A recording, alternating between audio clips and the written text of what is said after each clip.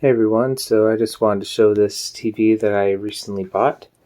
This is a Sony KV-1205 from, let's see here, 1978. Let me just double check on that model number. Let's look at the back here. I'm pretty sure that's what it was. Yeah, KV-1205. So, yeah, and from what I can tell looking up online, it looks like it's from 1978, so yeah, it's pretty cool. It's got the twin lead antenna connectors back here. Yeah, and I mean, it's pretty dusty, but overall it's in pretty decent shape. Looks like there's some spider eggs up here, probably long since hatched. The one thing is that this antenna was broken. So this one pulls out, just fine, but this one is the orange thing is broken off, so that's kind of unfortunate. But yeah, the TV turns on. The only thing is that right now the power switch, this is one of these things where you pull it out. So the power switch, it pulls off. So I'm going to have to glue that back on there. Yeah. Anyway, let's see. When this thing opens to change the, I guess the channel frequencies or whatever. But yeah, pretty cool. So anyway, what I'm going to do is I'm going to take off the back of this and let's kind of, see, I'm sure it hasn't been opened since 1978 when it was made. So yeah, I'm going to clean it out, see if there's anything that looks like it needs to be replaced, any capacitors or whatever. Oh, and then I guess the brief history on this TV. So it was used by a university in like a broadcast building they had on campus back in the day, and then just I guess they just had a bunch of old stuff that they put in the university surplus store, and they also had a broadcast monitor there, but it wasn't a great one. It only had, I think the highest video quality it had was a composite video, or it had a VTR connector, I think it was, for like a high-end VCR or something like that. But anyway, that one was $100, and this one was originally $100 but didn't sell, and so then the guy let me have it for $50. Which, yeah, I took it. So anyway, yeah, let's go ahead and take off the back and see what it looks like inside. Alright, so yeah, I took out the screws. There were about 7 of them, I think. Yeah, like 7. And see, they're just where these arrows are pointing. There's some on the top here. There's also like 2 on the bottom. So anyway, and this plastic shell goes all the way on the bottom. It looks like it's just all connected. So I thought probably what the best thing to do is just to put on this blanket, and then I'm just going to try to pull up the shell. Let's see, actually looking at this, looks like I'm going to have to take off these twin leads to the antenna.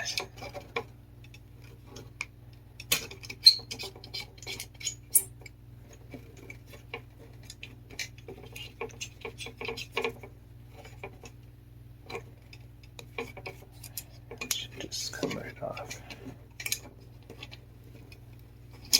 There we go.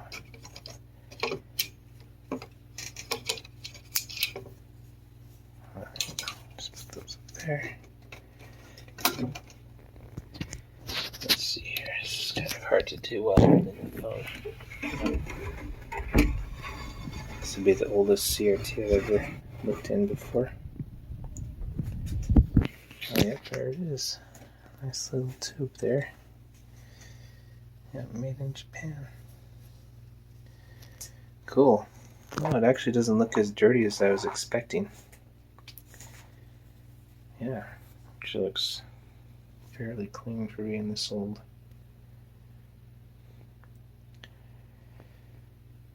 Nice. Yeah, let's kind of look around in here and see if we see anything that's been damaged. See the board here on the bottom. Careful. I haven't plugged it in I bought it a few weeks ago and I haven't plugged it in since, so it might already be discharged, but for now I'm just going to be careful and not touch anything.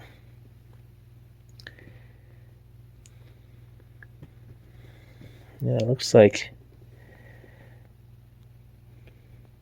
it's in pretty good condition. I don't really see any capacitors that are bulging or any fluid underneath them. I will say one thing that's interesting is that this TV, since it is older than the other ones that I have, it's you can see it has a lot more like components on it, whereas I imagine a lot of these in like more modern CRTs, they're just in like micro circuit boards, so like SoC chips. Yeah, since this one's older, they had a lot of those, so it was, they use bigger parts to do the same stuff, I imagine. Yeah, let's look at the tube on here. See, that's a Sony Trinitron. Yep. Very nice. So yeah, so this would, of course, just have the one electron gun, since it's a Trinitron, compared to the 3. So they'll be in there. It's kind of dusty right now, but yeah, just one electron gun for the Trinitrons. So anyway, what I'm going to do is I'm going to take this compressed air and just kind of blow it out and just kind of take a double look, and then after that I'll put the backpack on and and then we'll glue on the switch and try turn it on. I might have to get some special glue, so I might wait to glue on the switch, but I might just use some needle-nose pliers and just pull out the power switch for now. Anyway, yeah, I'm gonna go clean this up and then I'll be back. Okay, so I brought the TV outside and set it on this table with a blanket underneath it. And I started to do the air. As you can see, like, this air is just not really doing much on this old dust. It's been here for years and years. So what I'm actually going to do is, I've got my discharge tool here. I'm going to discharge it, and actually, instead of just blowing it off, I'm going to actually use my special brushes. So anyway, we'll just connect this to around here on the frame. Let's see here for let's find a spot to connect it on here. Let's see here. This probably just right there is probably okay. Alright. And then this other end, we're just gonna, oh, and by the way, don't do this unless you feel, I don't know. Don't do it, I don't know. Like, I don't want to like make people really afraid, but these can have a lot of electricity in them. These little ones, maybe it's not as much as the big ones, but still you want to be careful. Anyway, let's see if we hear a snap. Nope. It's already discharged, so I'm touching this metal under here. And yeah, it's kind of touching a few different places, and yeah, it's already discharged. So yeah, like I said, it's been maybe 3 weeks since I bought it. So anyway, let's go ahead and look in this little box here. Let's see. This is once again kind of tricky to do with one hand. Let's see. I think these are the brushes that I like. These are what do you call it? ESD brushes, I think, something like that. They're just really soft and they don't cause static electricity. So anyway, I'm just gonna kind of go along here and let's see, just get some of this old dust off. And then after I do that, then I'll go around with the blower again and blow it off. So yeah, here we go. Yeah, by the way, I actually decided to turn it back this way now that I've taken off the case, just because I was thinking as I'm dusting this, I don't want it to actually fall down that way towards the tube. I'd rather just have it be loose here and then I'll blow it out. So anyway, I just wanted to show that real quick. Okay, so I kind of brushed it off a bit, and yeah, I think it looks better now. It's still not perfect. You can see over here on this plastic, it's not coming off with the brush or the duster, but if I push harder with my finger, it comes off. So, there's a lot of... But anyway, it is better, and like at least there's not like big clunks of like dust anymore from what I can see. So that was the biggest thing I wanted to get rid of, because I don't want it to overheat and then have the capacitors fail. And actually, I'm kind of surprised. I mean, you see like a bunch of like retro tech, and they're really good channels, but they like he really focuses on repairing these, and he sees broken CRTs all day every day. And so when you watch his videos, it kind of makes you think that all CRTs are broken, or they're all going to go bad. But I don't know. I mean, so far the ones that I've had have all been in really good condition. No blown capacitors or anything. So, yeah. I mean, even this one that's, well older than I am, even this one doesn't have any, like, blown capacitors or anything. So, yeah, at least not from what I can see, and it powered on and everything. So, there was one thing that when I was cleaning this, I accidentally moved this little plastic piece. I hope that doesn't have to do with convergence, because I think that these, because I think that these three, this one, and this one over there, I think those align the colors. I'm not sure what this one is, but this one was pretty easy to move, and I accidentally bumped it over here, so then I tried to move it back to where I think it was before. So anyway, I'll have to see if anything looks weird on the picture, but this might not be anything, though. I'm not entirely sure. Yeah, looks like there's a little bit more dust on here. You see, like this dust is just like so old. It's just like not even coming off with the brush. Like I have to use my fingers. I can kind of get it off, but if I was gonna, or like if I really wanted to get this clean, I would take everything apart, pull out this board, and use like Q-tips and 99% isopropyl alcohol. Yeah, that would be really good. But yeah, I didn't really want to spend too much time on it. I have like so many projects that I want to get done, and this is just one of them. So just kind of wanted to have it a little bit of maintenance, so it doesn't have a bunch of dust in there when I actually use it. So anyway, I think I'm going to clean out the case a little bit that goes around it, and then put it back together and try turning it on. Okay, sorry, I keep on saying I'm going to put it back together, and then I find something else I want to clean real quick. So yes, this is inside of the box and the plastic case, and I already cleaned out some of the dust. Actually, some ways, this seemed like it was dirtier than the actual circuit board, which I guess is kind of a good thing, but yeah, I already cleaned out a bunch of the dust. You can see there's still some on here that's just kind of not coming off with the brush, even with my fingers, and with the air, and like the stuff up here too is just really baked on there. So what I'm going to do, and by the way, there's this little diagram here. It's kind of cool. But yeah, what I'm going to do is I'm just going to use some Windex or the cheap brand, the home store glass cleaner. Because I mean, this stuff dries pretty quickly. So I think ideally, again, if I was going to take a long time, I think I would try to do this with like water and then let it dry for a few hours.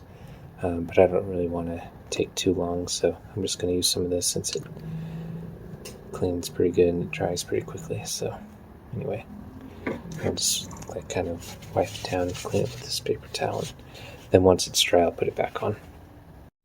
Okay, so I found one more thing. So I cleaned the bottom of this board too. I forgot to do that, and was actually looking at it. There actually is some discoloration you can see on here. Down here too, so I'm not sure if those are leaky capacitors or what, but yeah, I guess what we'll do is we'll try turn it on, and if we see anything that's doesn't look good, then you know what, that actually might be like residue from the solder. I think that actually might be what that is, because like, whoops, looking at this other side, like,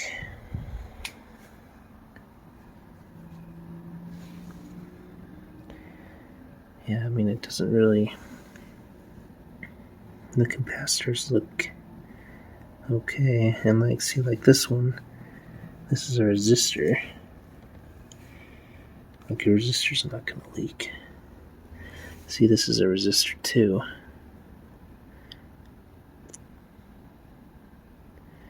See, I'm not entirely sure. Maybe it's like old flux. Might just be flux that they used when they originally soldered this on, because, yeah, look on this side. So yeah, so see, so those, looks like that's where like the potentiometers are for, I think that's for like, you can see down there, like for adjusting like picture and brightness and sharpness, that kind of stuff, color. Yeah, because I don't really see any red flags from the top, so I want to get one of those cool tools where you can test capacitors while they're in circuit, see if they're bad or not. It's a little expensive, but I do want to get one of those eventually. Anyway, I think I'll blow this off one more time. I'm outside, it's kind of late.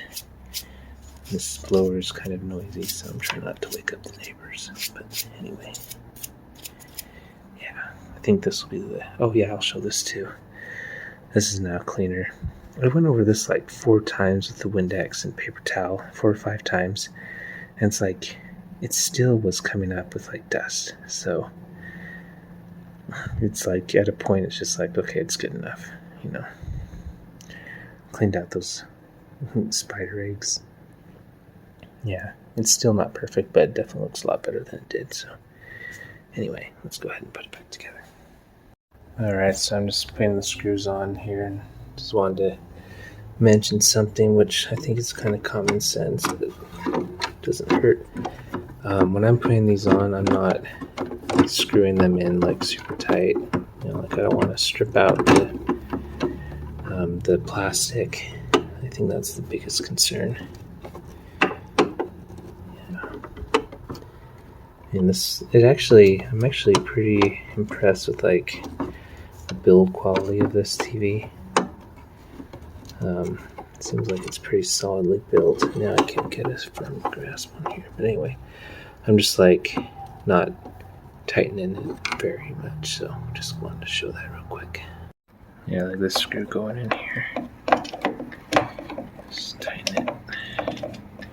Actually, kind of wish I had a longer screwdriver, because you can see I'm kind of fighting with it up here, but I'm just gonna,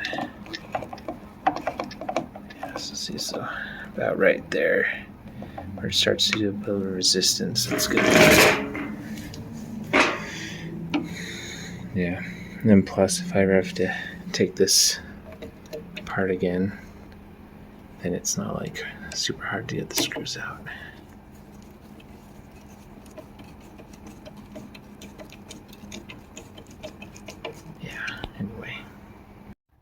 Alright, these are the last 2 screws that I put on. I forgot to put these on last because these are just holding this little loose antenna thing up. So yeah, I wanted to make sure the rest of the shell was down first before putting these on. And then this was kind of tricky too, because you have to kind of pull this up and then screw it in. And like, when I was first doing it, it was kind of crooked, and so I quickly stopped because obviously I didn't want to break anything.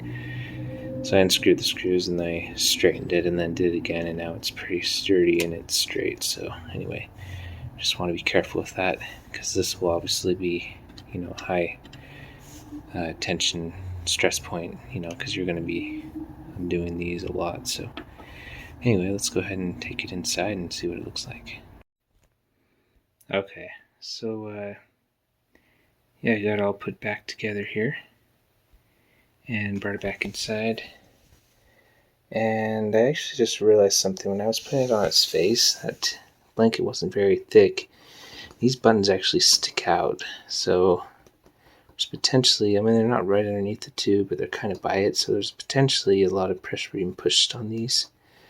They feel like they're okay though.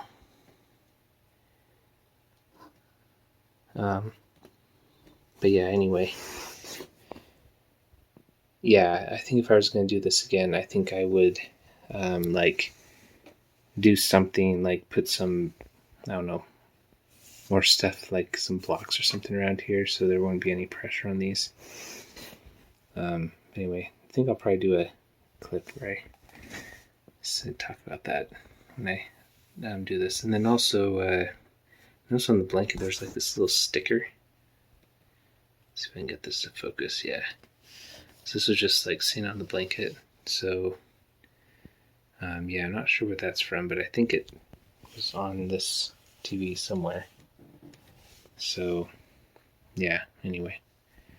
But yeah, let's go ahead and try plugging it in, and then I'll have to, because this thing just comes off, so I'll have to go get some needle nose pliers to pull out the power.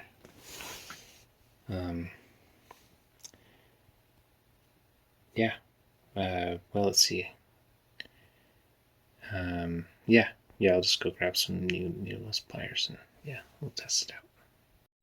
Oh, and I don't know, I don't really consider myself a clean freak, but I sure am finding a lot of stuff to clean on this CRT. Maybe it's just because it was pretty dirty.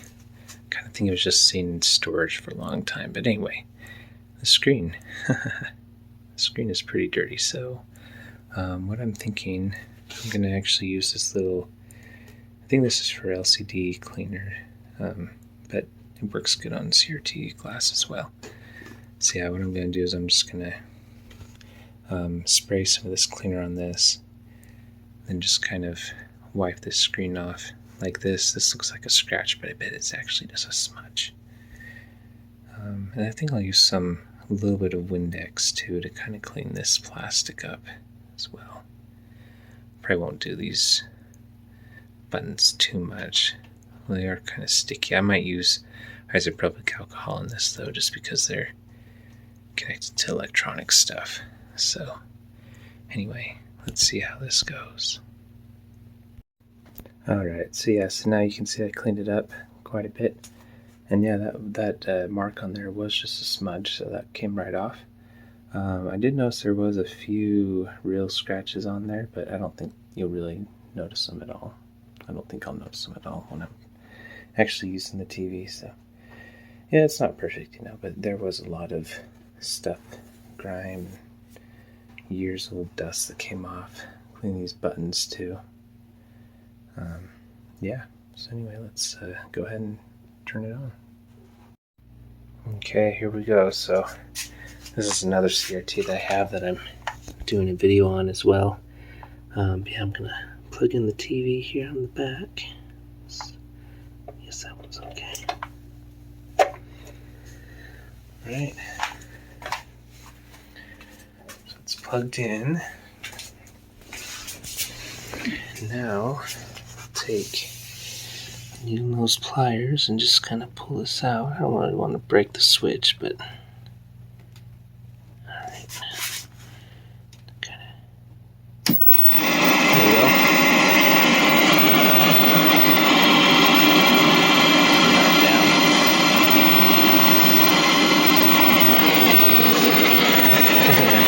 It's kind of loud. There we go. Alright, so yeah, there you have it. It's turned on. I turned down the picture all the way, so I'll kind of turn up a little bit. Looks like oh, it's because my camera, hold on. No, it's on 1/60, so yeah. Anyway, those lines that you see on here, you don't actually see those in real life. Also, I'm not sure if you're picking up, but there's a really high-pitched squeal I'm hearing. So I wonder if that's a sign that the flyback's going bad. Although actually as I leave it on longer, it's kind of getting softer. So maybe the TV's just warming up. Yeah, pretty cool. I think what I'm going to do too, until I get some, probably use like some JB Weld or something like that to get that on there and never come off again. Yeah, I think what I'll do for now is just unplug the TV every time I want to turn it off, or just turn off the surge protector. Yeah, pretty cool stuff. So, yeah, anyway, I think I'll do another video where I get some gameplay on it. So, yeah, check out that for the next video, and we'll talk to you later. Bye.